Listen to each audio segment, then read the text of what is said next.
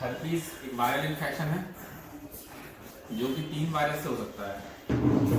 Herpes simplex virus type 1, herpes simplex virus type 2 और varicella zoster.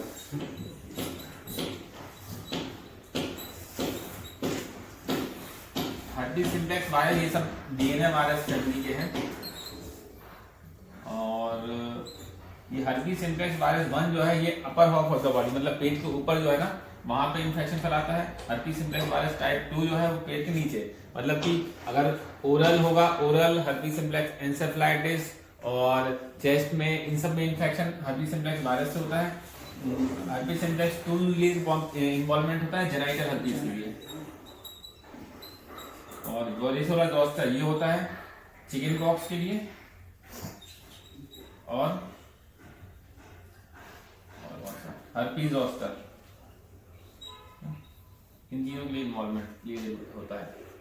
इसका mechanism क्या रहता है,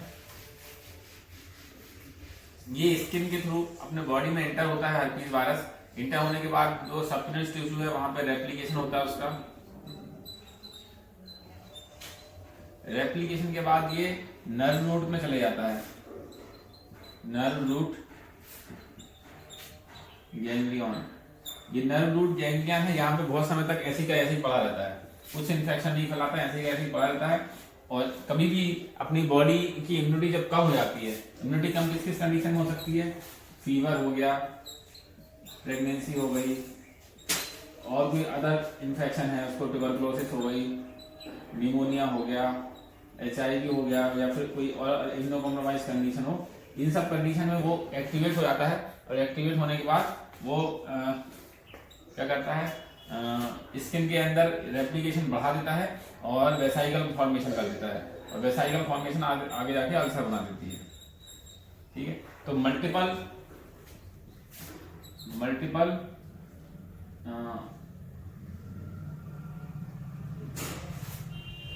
मल्टीपल वेसिकुलर लीजन, और ये कैरेक्टरिस्टिक होता है हर्पीज का।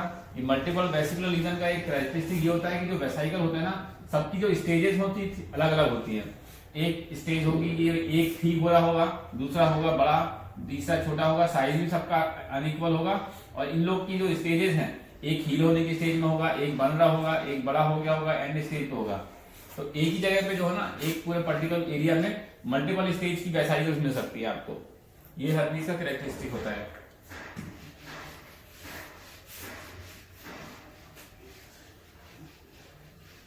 अब हर्पीज के मोस्टली अपन को केस देखे जाते हैं, उसी के बारे में ज्यादा अपन बात करें। मोस्ट कॉमन केस क्या देखा जाता है अपन के पास, हर्पीज जोस्टर। ये कि इसके पेशेंट बहुत ज्यादा आते हैं हर्पीज जोस्टर के। हर्पीज जोस्टर क्या होता है, ये डर्मेटोमल डिस्ट्रीब्यूशन में होता है हमेशा। ये जैसे नर्व रूट के थ्रू जाता है ना, तो जिस भी नर्व रूट के थ्रू जाता है उसी नर्व रूट को इन्वॉल्व करता है। तो बॉडी के डर्मेटोम पता है आपको, किसी को बॉडी के डर्मेटोम पता है? अपनी जो पूरी बॉडी है ना,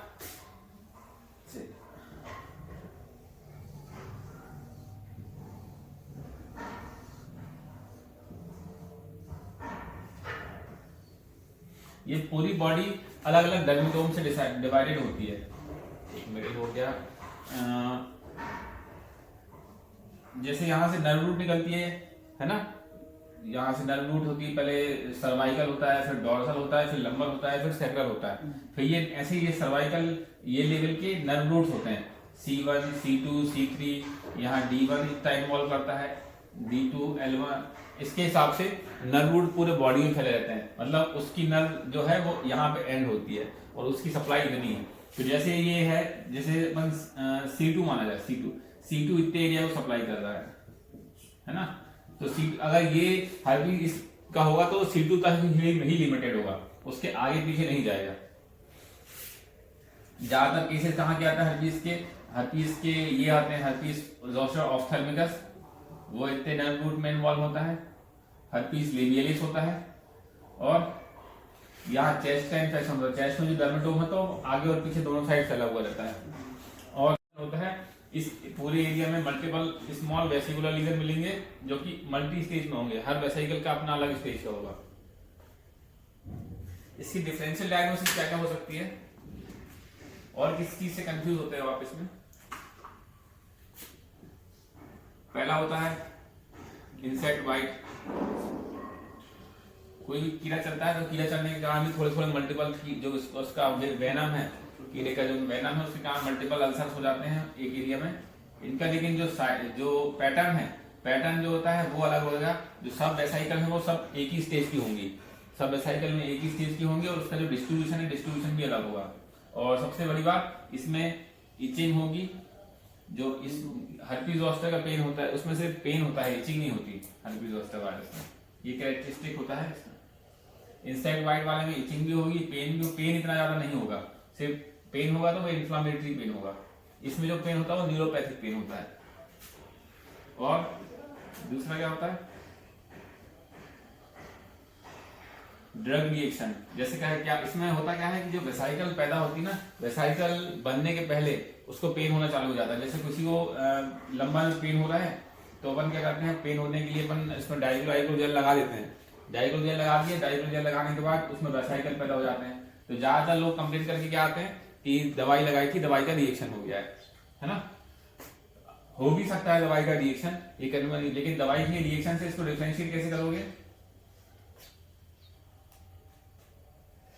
इसमें जो पेन की है, जो हर्पीज जोस्टर का पेन है, हर्पीज जोस्टर का जो पेन है वो वेसाइकल के आजू बाजू वाले एरिया है वहां पे भी फैला रहता है, ठीक है। जो ड्रग रिएक्शन का पेन होगा वो लिमिटेड रहेगा इतने एरिया में। इसमें फिर से वही रहेगा, जो वेसाइकल की स्टेजेस होगी, स्टेज इसमें सभी वेसाइकल एक ही स्टेज में मिलेंगी। हर्पीज जोस्टर में अलग अलग लेवल की मिलेंगी वेसाइकल। हर्पीज जोस्टर में हिस्ट्री मिलेगी कि पहले दिन एक दो थी, दूसरे तीसरे दिन एकदम से बढ़ गई।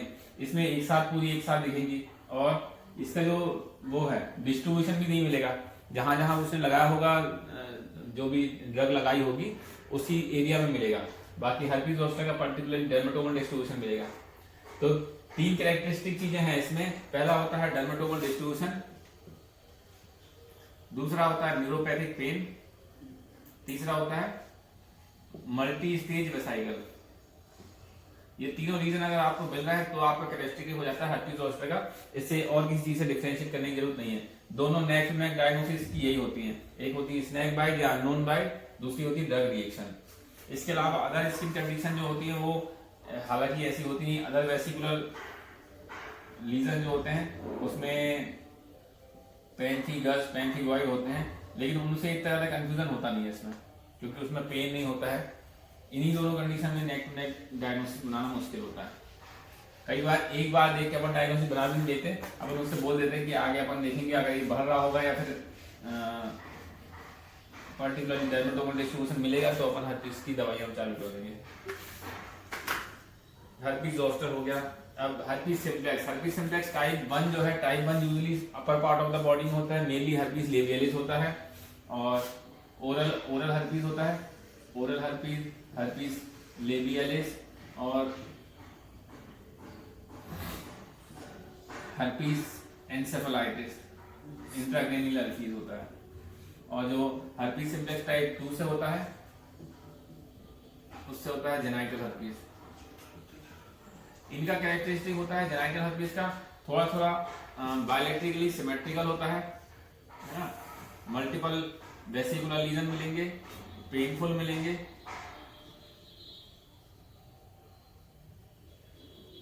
इसके साथ कोई एसोसिएटेड लिम्फेडेनोपैथी नहीं मिलती है। हो सकता है थोड़े बहुत अल्सर्स मिल सकते हैं। जेनाइटल हर्पीज प्रेगनेंसी में ज्यादा वो होता है, क्योंकि प्रेगनेंसी में मैटरनल टू फीटल से ट्रांसफर हो सकता है और फीटल में वो हर्पीज सिम्प्लेक्स एन्सेफेलाइटिस करा सकता है। यूजुअली एन्सेफेलाइटिस टाइप 1 से ही होती है, लेकिन टाइप 2 से भी हो सकती है।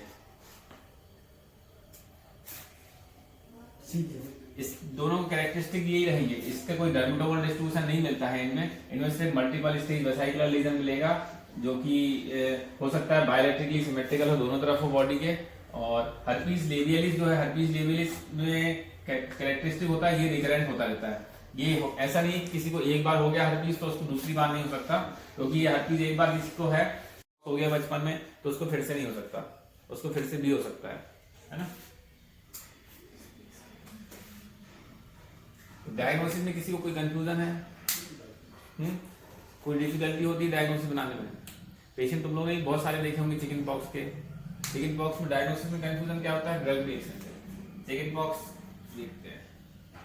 चिकन पॉक्स में ये है, चिकन पॉक्स का कैरेक्टरिस्टिक होता है फीवर आएगा, 2 to 3 days fever followed by rashes start हो जाएंगे। रेसेस चालू कहां से होंगे? सबसे पहले पोस्ट ऑरिकुलर है, उसके बाद सेंट्रल में, चेस्ट में, नेक में आ जाएंगे, उसके बाद फिर पेरीफेरी में आने लगेंगे। सेंट्रल टू पेरीफेरी में जाते जाते हैं ये। इनका भी कैरेक्टरिस्टिक ये होगा जो वेसाइकल रहेंगे इसमें सब स्टेज की रहेंगी। कोई किसी में वेसाइकल भर रहा होगा, कोई और पैदा हो रहा होगा, कोई हील हो रहा होगा। इसकी डिफरेंशियल डायग्नोसिस क्या होती है?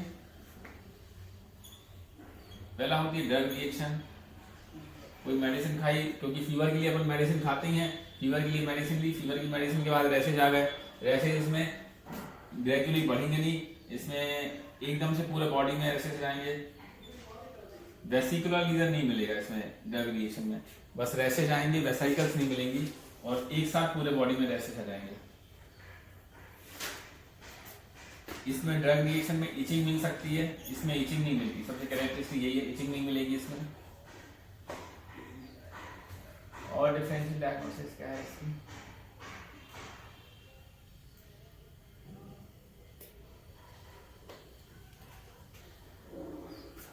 इसमें अदर वायरल इन्फेक्शन हो सकता है, क्योंकि बहुत सारे वायरल इन्फेक्शन है जो कि फीवर के बाद रैशेज बॉडी में पैदा कर सकते हैं।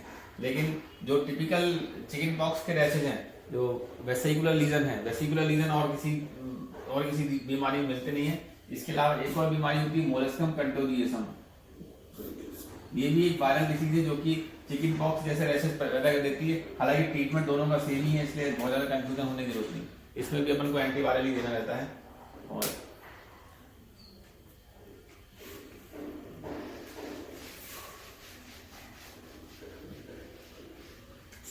ट्रीटमेंट पे आते हैं।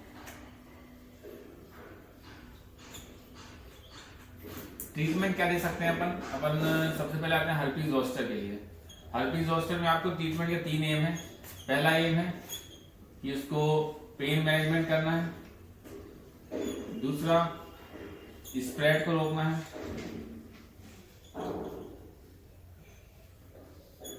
तीसरा कॉम्प्लिकेशंस को कम करना है।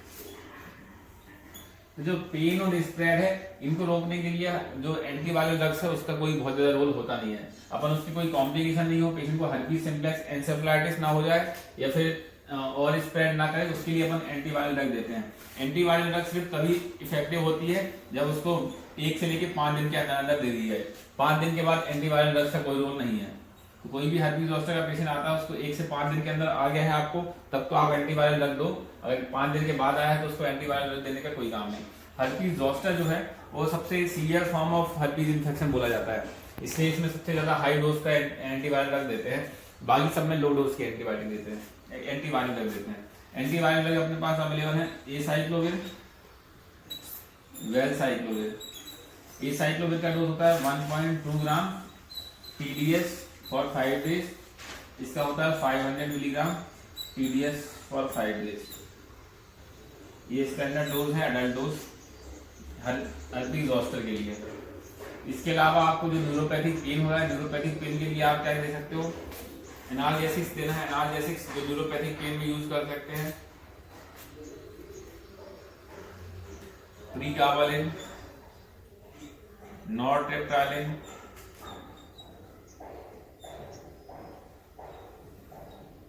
सोडियम वेलप्रोएट,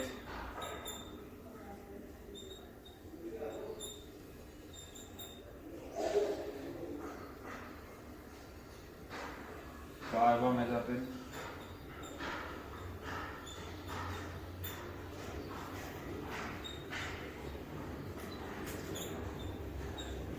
ये न्यूरोपैथिक पेन को ठीक करने के लिए दवाई दी जाती है।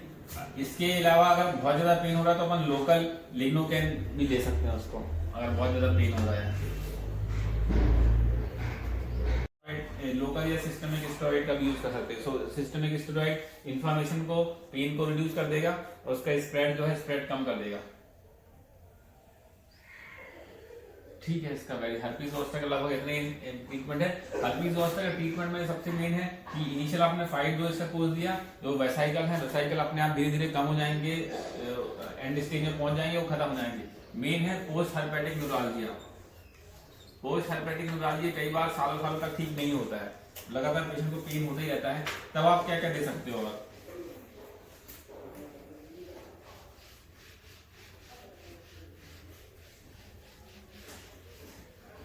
पोस्ट हर्पेटिक न्यूरालजिया बहुत ऐसी कंडीशन होती है, इसलिए बहुत ज्यादा अपने पास कोई ट्रीटमेंट अवेलेबल है नहीं, सिर्फ न्यूरोपैथिक पेन के लिए दे सकते हैं। कई बार लोकल जो है उनको लिग्नोग है, ये कंटिन्यूसली लॉन्ग टर्म के लिए देना पड़ता है पेशेंट को, और लोकल स्टेरॉइड भी दे सकते हैं, जैसे अपन देते ही हैं लोकल स्टेरॉइड देते हैं उसको कि जब न्यूरोपैथिक पेन नहीं हो। बाकी जो न्यूरोपैथिक पेन के लिए दवाई है, प्रीगाबालिन, नॉरटेप्टाइलिन, गाबापेंटिन, एमिट्रिप्टाइलिन और एप्टाइन, सोडियम वेलप्रोएट, इसका कोई भी कॉम्बिनेशन दे सकते हैं। लेकिन पेशेंट को एजुकेट करना पड़ेगा कि ये आप कुछ भी कर लो, थोड़ा बहुत न्यूरोपैथिक पेन होता ही रहेगा। और बाकी मीनवाइल नर्व रीजनरेशन के लिए आप दे सकते हो, रीमाइलिन आती है, रीमाइलिन मेडिसिन होती है जो कि नर्व को रीजनरेट करने के लिए ज्यादा इफेक्ट जल्दी रीजनरेट कर देती है, क्योंकि नर्व वापस जब तक रीजनरेट नहीं होगी तब तक उसको न्यूरोपैथिक पेन होता ही रहेगा। इसके अलावा अगर पेशेंट को सीवियर फॉर्म है, अगर कोई से किसी का भी सीवियर फॉर्म है, severe form of herpes zoster, severe form of chicken pox, severe form of herpes simplex या फिर हर्पीज एन्सेफेलाइटिस, ये 4 कंडीशन अगर होती है तो पेशेंट को इंजेक्टेबल दवाई देते हैं, इंजेक्टेबल एसाइक्लोविर देते हैं। इसका डोज होता है 500 milligram in 1 unit NS over 2 to 3 hour 8 hour, मतलब पीडीएस में देते हैं 500 मिलीग्राम 1 NS में 2 to 3 आवर में स्लोली इन्फ्यूजन देते हैं इसको पीडीएस में। जब पेशेंट को severe form of herpes zoster हो, सीवियर चिकन पॉक्स बहुत ज्यादा एक्यूटली स्प्रेड कर रहा हो, या फिर हर्पीज सिम्प्लेक्स ज्यादा सीवियर हो गया, या फिर इंट्राक्रेनियल हर्पीज हो गया, हर्पीज सिम्प्लेक्स एन्सेफेलाइटिस हो गया, इनसे भी कंडीशन में आपको इंजेक्टेबल एसाइक्लोविर देनी रहती है। ठीक है, हर्पीज लगता ही है लगभग ट्रीटमेंट में। इसकी प्रोग्नोसिस बहुत अच्छी होती है, कोई मॉर्टिलिटी इसमें बहुत कम ही चांसेस होती है पेशेंट को मॉर्टिलिटी हो जाए, सिर्फ मॉर्बिडिटी होती है इसमें, क्योंकि पेशेंट को पेन लगातार होता रहता है। और चिकन पॉक्स में जब तक वो खत्म नहीं हो जा रहा, चिकन पॉक्स के जो रैशेज हैं वो सेल्फ लिमिटिंग होते हैं, कभी भी रैशेज परमानेंट स्कारिंग नहीं कराते हैं, तो सेल्फ अपने आप ठीक होके कोई स्कार पैदा नहीं करेंगे। कोई क्वेश्चन भैया? मतलब इतने सारे पेशेंट देखे होंगे चिकन पॉक्स के लिए, सर वो स्कार छोड़ते हैं कभी कभी, ज्यादातर केसेस सेल्फ लिमिटिंग होते नहीं छोड़ते स्कार, छोड़ते नहीं लोग बीच में सर बाद में तक वो स्कार बर्निंग वगैरह। बर्निंग तो कहा ना, पोस्ट हर्पेटिक न्यूरालजिया का ट्रीटमेंट यही है जितना हमने बताया, उसके अलावा कोई ट्रीटमेंट नहीं है पोस्ट हर्पेटिक न्यूरालजिया का। स्कार तो देखिए, स्कार फिर देखे जाते हैं तो फिर अपन स्कार के लिए उसके लिए कई बार जो देखने चेहरे में अगर स्कार छूट जाते हैं एक दो, ज्यादातर केसेस में तो देखें 95% केसेस में स्कार अपने आप ठीक हो जाते हैं, क्योंकि वो सुपरफिशियल स्किन पे ही रहते हैं। अगर फिर भी स्कार बन गया है, डीप तक पहुंच गया है सीवियर फॉर्म ऑफ, तो फिर उसके लिए दे दो आप मेडिसिन रहती है स्किन रिजनरेशन की, वही मोमेटासोन दे दो चेहरे के लिए, और यही हाइड्रोक्विनोन क्रीम आती है, वो स्किन को अलग कर देती है और फिर नई स्किन रिजनरेट कर देती है। क्यूटी हाइट सी करके आती है उसमें क्रीम।